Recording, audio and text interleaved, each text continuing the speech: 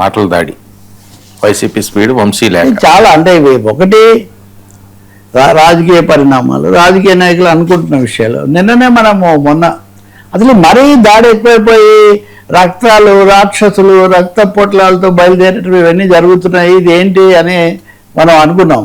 ఈరోజు అన్నింటిలో, ఈరోజు మీరు వేరే పత్రిక అయితే ఏమో నమస్తే తెలంగాణ చూస్తే కేటీఆర్ గారు రేవంత్ రెడ్డి రక్త పిశాచి అంటే ఇప్పుడు రక్తము పిశాచి వేరుగా ఉంది. ఇప్పుడు ఆయన రక్త పిశాచి, రేవంత్ రెడ్డి రక్త పిశాచి, ఆయన రక్తము చల్లాలి దీంట్లో నీళ్ళ కోసం అంటారా, ఈ మాటలు అంటారా అని ఆయన ఏమన్నారో ఒకటి, కానీ ఈయన అన్నమాట కూడా చాలా తీవ్రం అనిపిస్తుంది. అలాగే లోకేష్ దాల్మియా దానికి సంబంధించిన కార్యక్రమానికి ఆయన వెళ్ళినప్పుడు కడప జిల్లాకు పట్టిన క్యాన్సర్ గడ్డ జగన్, చాలా పెద్ద మాట కదా. క్యాన్సర్ అనేది వేరే మాట్లాడడం, ఇందాక అన్నట్టుగా రాక్షసులు లేకపోతే అవినీతి గొడ్డలి ఇవన్నీ వేరు.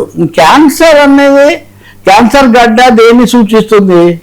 క్యాన్సర్ ఆసుపత్రి కూడా వాళ్ళే నడుపుతున్నారు వాస్తవానికి. క్యాన్సర్ ఆసుపత్రి ఆంధ్రప్రదేశ్లో, ఉమ్మడి రాష్ట్రంలో, ఇప్పుడు హైదరాబాద్లో, తెలంగాణలో అది కొనసాగుతుంది.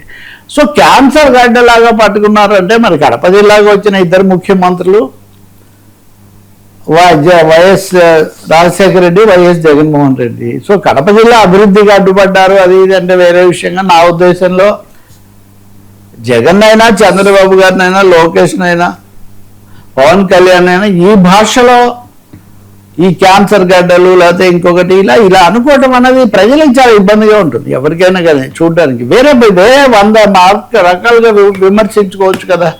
క్యాన్సర్ వస్తే ఏం జరుగుతుంది? క్యాన్సర్ గడ్డ అని ఎవరిని అంటారు? పార్టీలు అంటుంటారు మామూలుగా. ఇప్పుడు కాంగ్రెస్ వాళ్ళు ఇదని, లేకపోతే మత రాజకీయాలు ఇటువంటివని, లేకపోతే అవినీతి క్యాన్సర్ లాంటిదని ఇటువంటివి అంటుంటారు. మనుషులకు అనరు మామూలుగా రాజకీయాలు. ఒక మనుషులనే పట్టుకొని నేను జగన్ అన్నారు అంటలేదు, ఈ మాట జగన్ ఎవరినన్నా నేను ఇదే చెప్పుండేవాడిని. కనీసం ఈ క్యాన్సర్ భాష నుంచి, రక్త పిశాచి భాష నుంచి ప్రజలకు విముక్తి కలిగించాల్సిన అవసరం వాళ్ళకి కాస్త ఇటు లేకుండా చేయాల్సిన అవసరం మాత్రం ఉంది. కానీ శృతి తప్పిన విమర్శ ఇది, ఈ ఎక్స్ప్రెషన్ మరి ఎవరిచ్చారో నాకు తెలియదు, కానీ చాలా వాటికి అడ్డుపడ్డారు. అలాగే బ్రాహ్మణికి భూములు ఇవ్వడం వల్ల వాళ్ళకే లాభం జరిగింది, నేను వాటిని మళ్ళీ వెనక్కి తీసుకున్నాను కదా. ఇవేనన్నారు రాజకీయ విమర్శలు 100 చేసుకోవచ్చు ఒకరి మీద ఒకరు, కానీ ఈ క్యాన్సర్ భాష మటుకు బాగాలేదని నేను అనుకుంటున్నా. ఇక రెండో వైపును చూస్తే జగన్మోహన్ రెడ్డి నిన్న ఆ ఆక్వా రైతుల దగ్గరికి వెళ్ళి కలిసి రావటం, అక్కడి నుంచి ఇక్కడికి రావటం, అది అయినప్పటి నుంచి కొంచెం వైసీపీ దూకుడు పెంచే దిశలో ఉందన్నది ఇప్పుడు మనం అన్ని ఛానల్స్ అన్ని మీడియాల్లో అదే వాళ్ళు రకరకాల ఉదాహరణలతో చెప్తున్నారు. ఈరోజు ఆయన మళ్ళీ తమ పార్టీకి ఉన్న కొద్దిమంది పార్లమెంట్ సభ్యులతో సమావేశమై ఢిల్లీలో ఎలాంటి వ్యూహం అనుసరించాలి ఏంటి అవన్నీ రూపొందిస్తున్నారు. అంటే ఏమాత్రం తగ్గకూడదు, ప్రతి అంశం లేవనెత్తాలి, మనమే దాన్ని ముందుకు తీసుకుపోవాలి అనే వైఖరితో వాళ్ళు ఉన్నట్టుగా కనిపిస్తుంది.